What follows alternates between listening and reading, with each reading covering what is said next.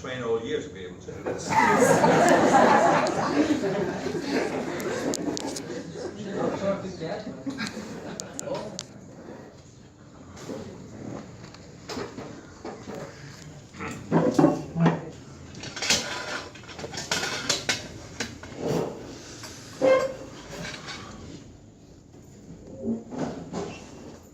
I am the Ascended Master Saint Germain, and I wish to give you a slightly different take on the Golden Age. Now you may look at the discourses that I have given so far, that we gave last year, that other masters have given about the Golden Age, and you could say that we are focusing a lot on all of the problems that need to be overcome for the Golden Age to be manifest. Now, my beloved, there are some spiritual people on earth who would look at this and say that these cannot be the real Ascended Masters, because we should not focus on anything negative, because we magnify it with our consciousness, and the real Masters would never ask us to do this. They would give us a positive vision and have us focus on that. Well, my beloved, while these people are well-meaning, they are also not very well informed, because they are not willing to recognize the existence of dark forces and fallen beings. And you simply cannot, on a planet like Earth, bring forth a new age, let alone a golden age, by only focusing on the positive and ignoring the not so positive. It is necessary for you to be aware of certain issues. It is necessary to make precise calls on these issues, because only when those in embodiment make these calls can we of the Ascended Masters step in and deal with the issues and the dark forces behind them. If you do not do this, you simply will not manifest a better age. It cannot be done. Naturally, we are not asking you to focus on these problems with fear, and that is why we give you such a large overall teaching, that when you understand it, you realize that we are not giving you a fear-based teaching where you feel completely overwhelmed and pacified and feel like you cannot do anything about all these problems or dark forces. We are giving you an empowering teaching whereby you realize that you can actually do something, you can make the calls, and this authorizes us to step in. And while you may not have the power to overcome the dark forces, we do. We simply need the authority. And so, if you are not willing to look at various issues, you cannot solve them. And why is that, my beloved? It is very simple. The Earth is an educational institution. How do people learn? Well, they learn by the push-pull of immersing yourself and identifying yourself in the material realm, and then awakening yourself from that identification. And the awakening process is a twofold process, where you both come to see the issues that are limiting you, that have caused you to be identified with the material realm, and you also come to see that you are much more, you are a spiritual being, and that there is a positive vision of a higher society and a higher state on earth.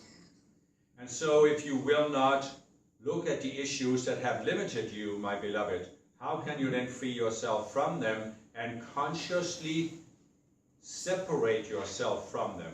And it is precisely in separating yourself from the limitations that you expand your consciousness, that you raise your consciousness to a new level.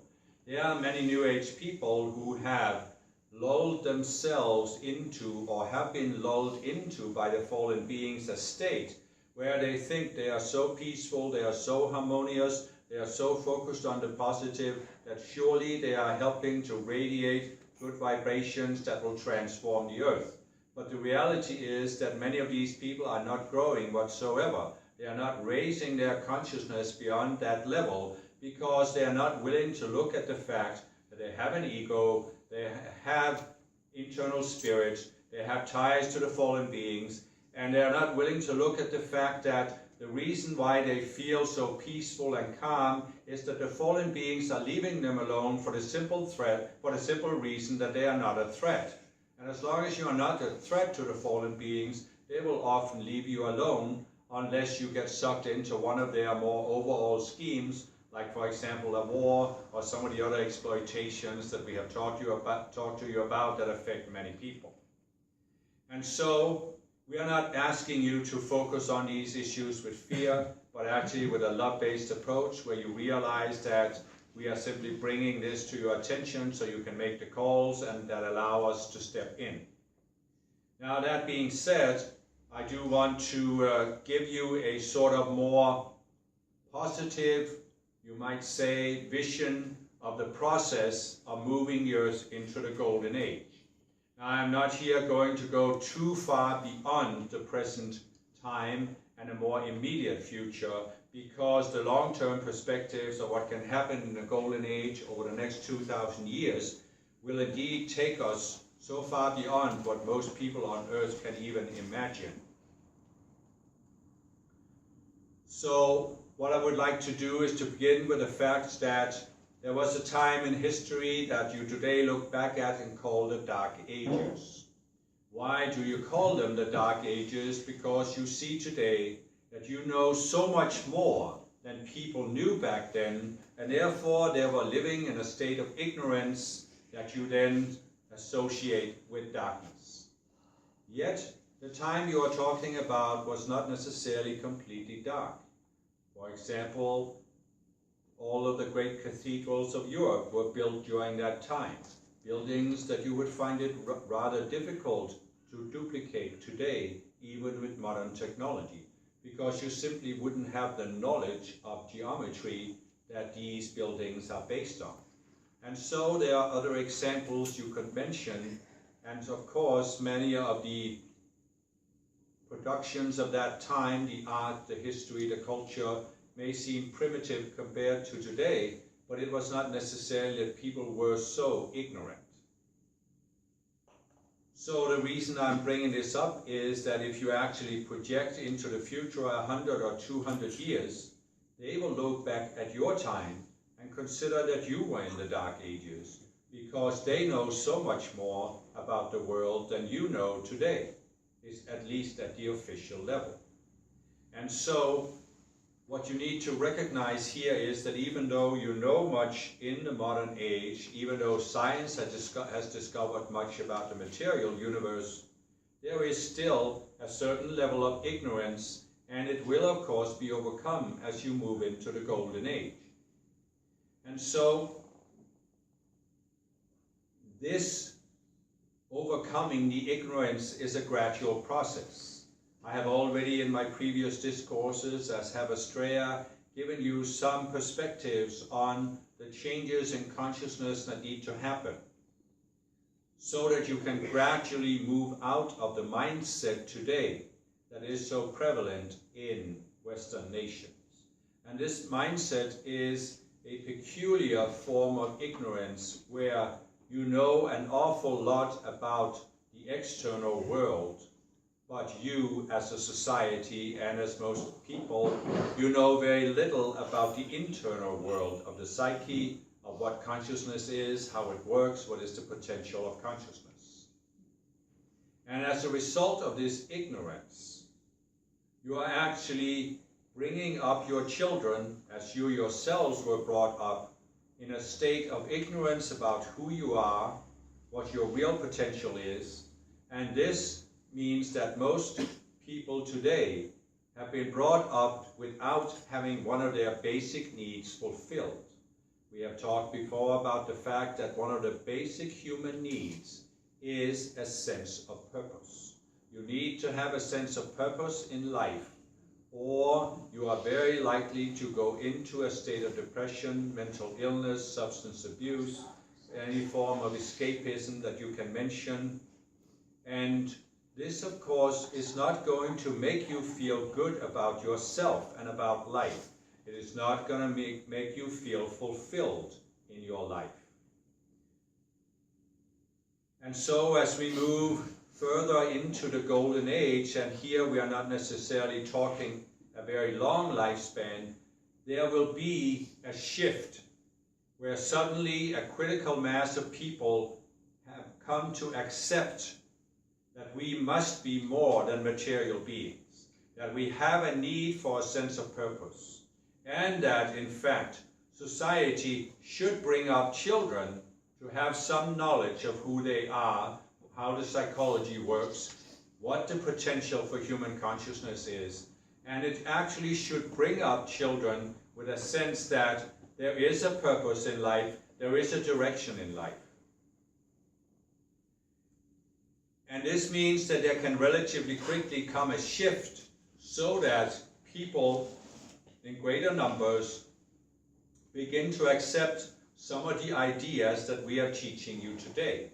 Now, as we are teaching you these ideas, my beloved, they may seem to you to be far ahead. They may even seem to you to be spiritual. But as we have attempted to show you in this conference, it is in fact possible to express many of the ideas we have given you in a universal way, so that they are not tied to any particular religion, spiritual philosophy, and not even tied to ascended masters. We do not need society at large to recognize the existence of ascended masters for the foreseeable future. Naturally, at some point in the Golden Age, societies will recognize this, and those who recognize it and openly and consciously cooperate with us will prosper, and those who do not will fall behind. And so, for the foreseeable future, it is not necessary that society recognizes us, but it is necessary that people begin to recognize and accept some of these universal ideas. And a very universal idea is that human consciousness is something that can be expanded, something that can have different levels. And it is not difficult to even look at this today and look at people and see that they have different levels of consciousness. Look at historical persons and see that they have had different levels of consciousness. If you compare Hitler to Gandhi, anyone who is willing to take an objective look can see that they were clearly at two different levels of consciousness. If you take a criminal, a serial killer or whatever, and compare it to a person who is working selflessly to help others, or even to the average person, you can see that there are clearly different levels of consciousness here. And so it is not that far away that this will begin to be recognized. Of course, it has already been recognized by some psychologists and other thinkers that do not know about ascended masters, but they recognize that this must simply be the only way to explain that there can be such a difference in human behavior. And so these people have also begun to see that it is actually possible for a human being to spend an entire lifetime consciously seeking to raise its level of consciousness. It is therefore not a big leap to the point where people begin to realize that if all children were brought up with this awareness and with some fairly universal, fairly basic knowledge of how the psyche works and how consciousness works and how it can be expanded, then this can give the vast majority of people a new sense of purpose and direction in their lives. It is not necessary to give children at an early age a very sophisticated understanding of where they might be able to take their consciousness.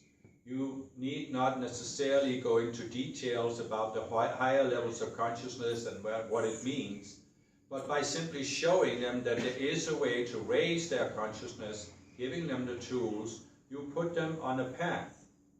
And although they may not be able to see where this is going, as many of you could not see where it was going when you first started the spiritual path, it means that if they continue the process throughout their lives, they will reach higher levels of consciousness, and then their vision will be expanded.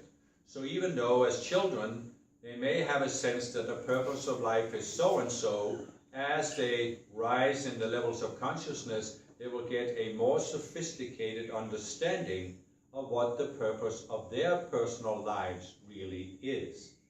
And it will then mean that as they grow in age, they become more and more fulfilled. They have more and more of a sense of being at peace with themselves, at peace with life, and feeling good about themselves, being who they are, being an embodiment on earth, and are making a positive contribution to society. Can you see, my beloved, how this relatively simple change would have an incredible impact on society? Look at society today. Look how many people have grown up without a sense of purpose. What does it mean? Well, even in childhood, it means that there are some children that simply do not know that there is any kind of purpose to life, and therefore they are acting out all kinds of self-destructive behavior, and often they rebel against their parents so that there is the generation gap created in the early teenage years. And as they grow up through the teenage years, they may get into drugs, alcohol, any kind of escapism. They may decide that what is the point in getting an education, because it doesn't seem like the goal of life can be to make money. And so you have all kinds of these behaviors that come up that are really not constructive for the individual, but also have a large-scale negative impact on society, in terms of not only that resources have to be spent on dealing with the problems of these children and teenagers, but also in the loss of creativity and productivity that these children could bring to society if they were able to live a more constructive life. Then you see, of course, when you go to the later ages and people get into their 20s and beyond, you see that there are many people today who cannot feel fulfilled in their relationships, and so you end up having divorces that leaves children without two parents and creates all kind of conflicts between the parents, creates conflicts in the minds of the children, and it also impacts society, ties up resources.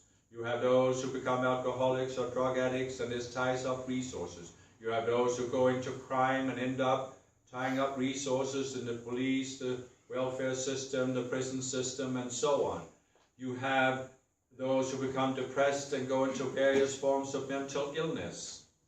And just imagine, my beloved, how big of a portion of the economical resources in most modern democracies are tied up in these issues.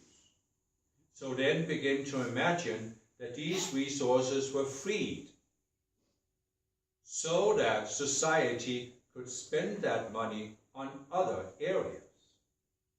Imagine how much more could be done if the billions and billions of dollars spent on these problems could be redirected into building something constructive.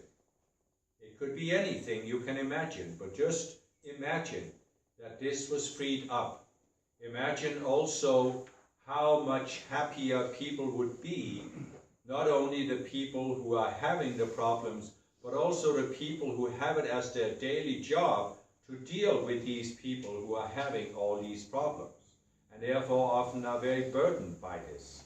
And so you see that all of a sudden there could be such an increase in productivity, an increase in creativity, because, as we have said, many times, those who get into various forms of mental illness and depression are precisely the children that came in to make a positive contribution to society, but because they were not taught this from an early age, because they found there was no outlet for how they could do this, they then go into the negative spiral.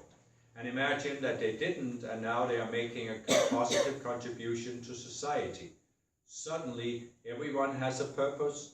A society might even develop a purpose for how we can help other nations. Imagine, just as a historical example, that at the fall of communism, the nations in Western Europe had said, we are each, or maybe 2 or 3 nations going together, going to pick a nation in Eastern Europe.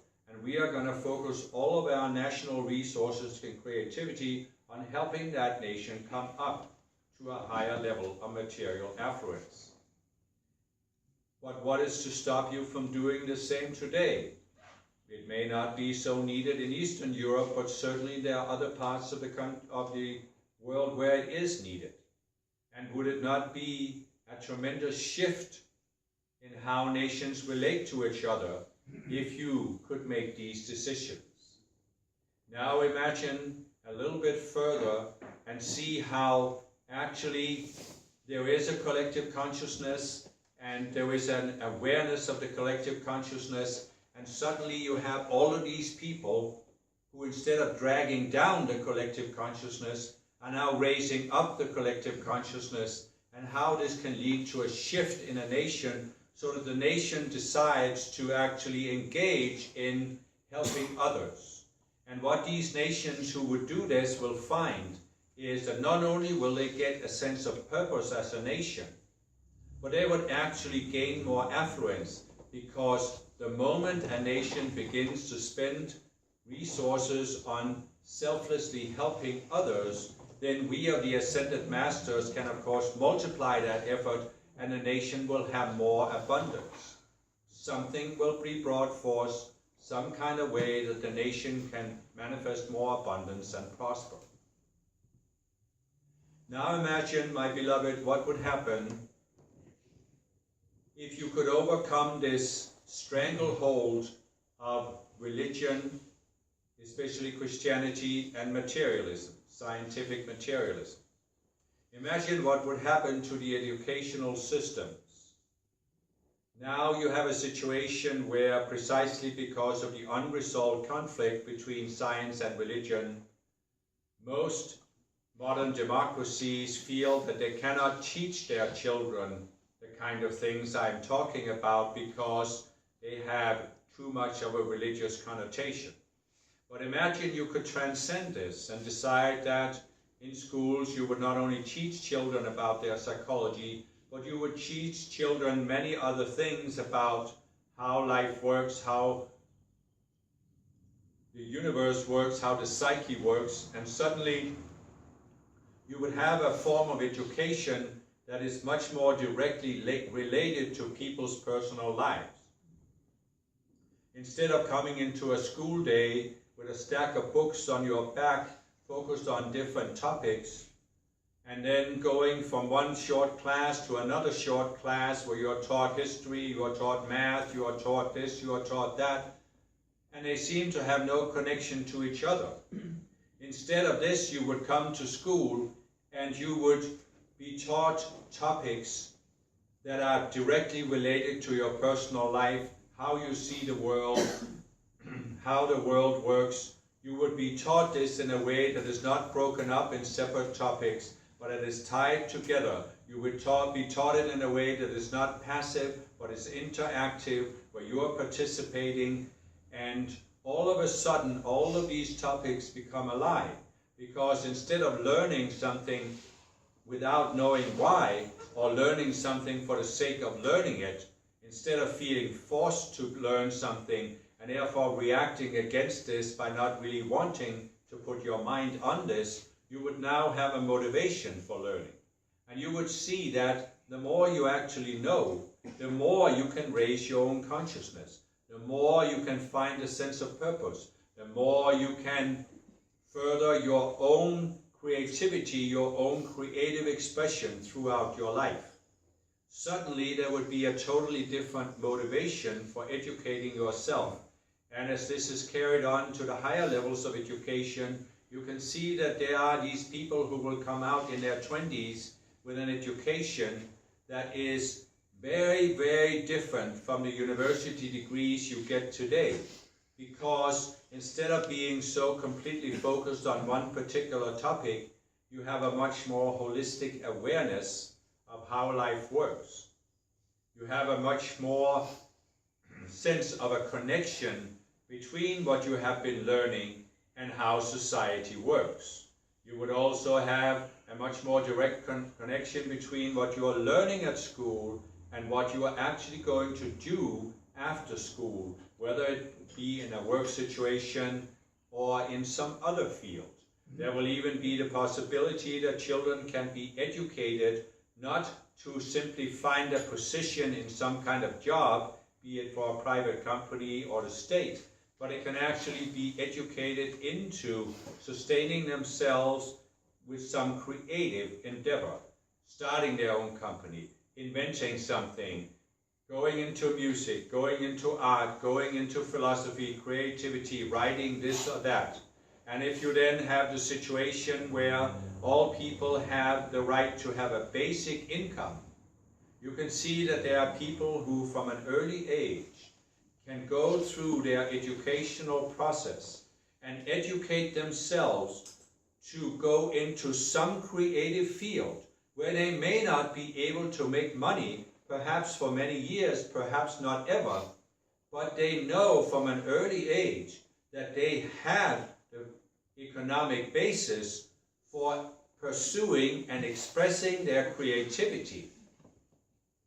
And my beloved, I can assure you that those nations who will allow this to happen, they will find that they will attract some extremely advanced and creative souls to take embodiment there. And these souls will bring forth new ideas, new inventions that will have a very positive impact on those nations.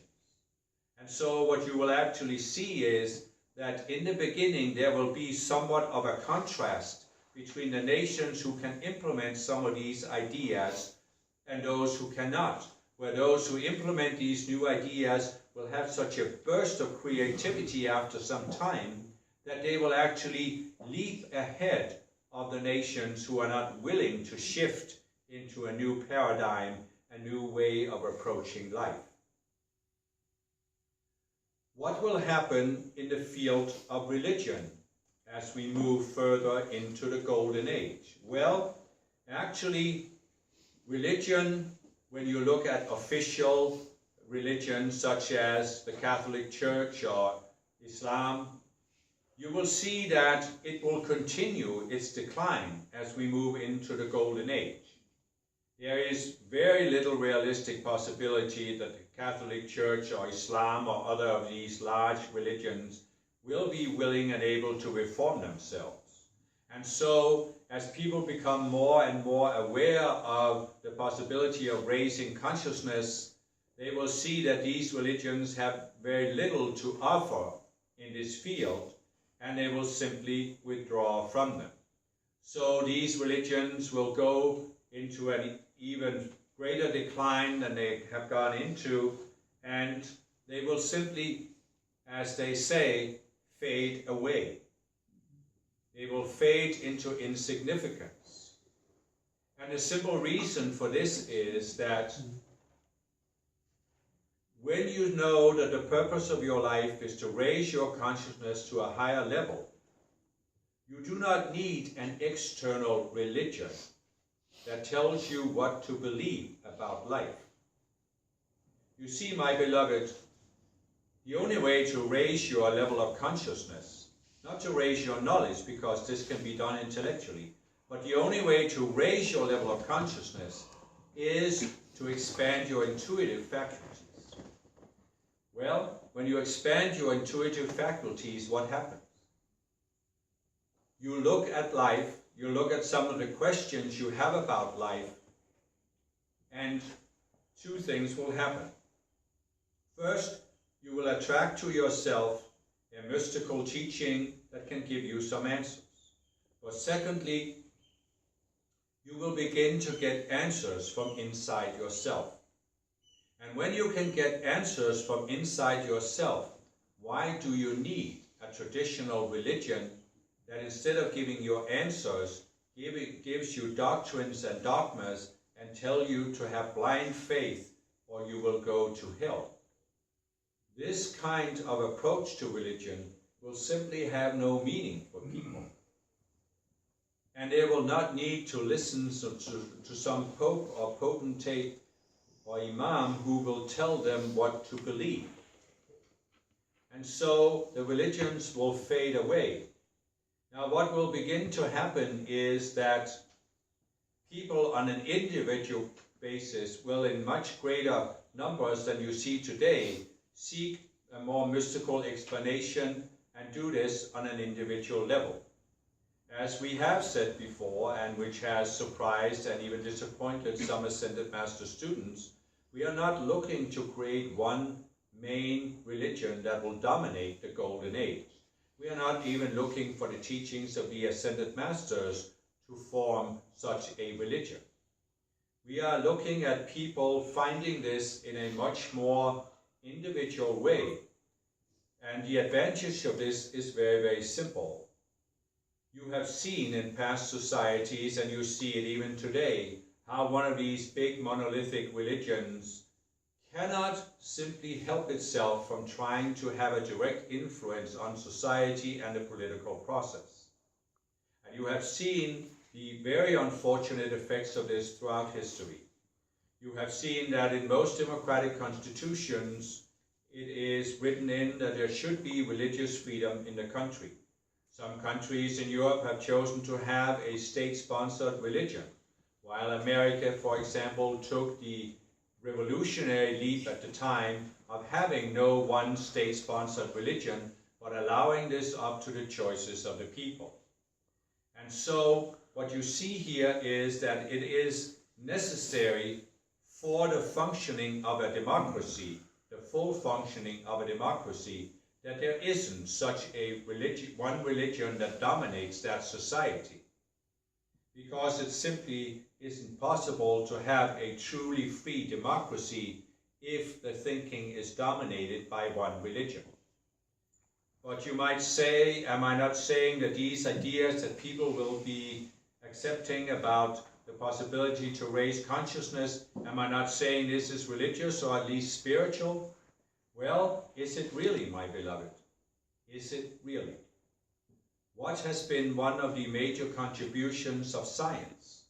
If you actually go back to the society you had before the advent of science, you would see something that you often do not think about in today's day and age.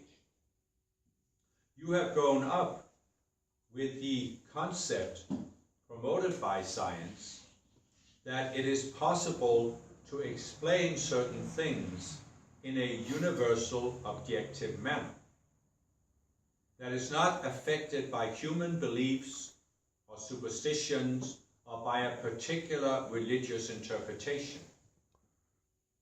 Yes, it is ironic that this same science has been hijacked by materialism, which has the exact same approach as the religions have, of defining how the universe should work, wanting to force people to accept this, wanting to force the universe to fit into their thought system. But nevertheless, science has still introduced the concept that it is possible to look at how does the universe actually work, instead of having a theory and seeking to impose that theory upon a universe, therefore forcing the results of science to conform to the theory. And again, you can say, isn't that